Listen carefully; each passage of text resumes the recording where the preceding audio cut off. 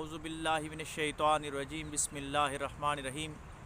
حضور نبی کریم صلی اللہ علیہ وآلہ وسلم کی ایک ایسی جامع حدیث کہ صرف اس حدیث پہ اگر عمل کر دیا جائے تو ہمارا پورا معاشرہ امن کا گہوارہ بن سکتا ہے کہ میرے کریم آقا صلی اللہ علیہ وآلہ وسلم نے جب مسلمان کی پہچان فرمائی تو آپ نے فرمایا کہ مومن اور مسلمان وہ ہے جو چیز اپنے لیے پسند کرتا ہے وہی اپنے دوسرے مسلمان بھائی کے لیے پسند فرماتا ہے۔ تو کتنی بڑی بات ہے کہ ہم جو چیز اپنے لیے پسند کریں وہی اپنے دوسرے مسلمان بھائی کے لیے پسند کریں۔ یعنی اگر ہم چاہ رہے ہیں کہ ہمارے پیچھے کوئی ہماری غیبت نہ کرے تو ہمیں بھی اپنے کسی بھائی کی غیبت نہیں کرنی چاہیے۔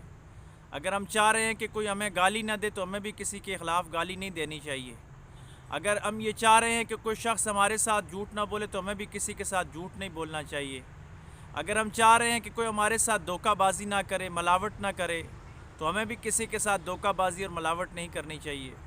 غرضے کے اس نیج پہ رکھ کے سوچنا چاہیے کہ ہم جیسا اپنے لیے سوچتے ہیں ویسے دوسرے مسلمان بھائی کے لیے سوچنا شروع کر دیں تو یقین جانیے ہماری یہ زندگی امن کا گہوارہ بن جائے گی۔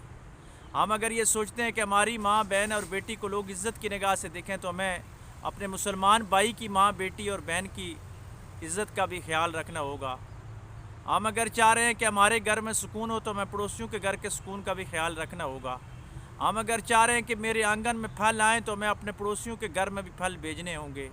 ہم اگر یہ چاہتے ہیں کہ میری گلی میں خوشحالی آئے تو پڑوس والی گلی میں بھی خوشحالی لانے کی کوشش کرنی ہوگی۔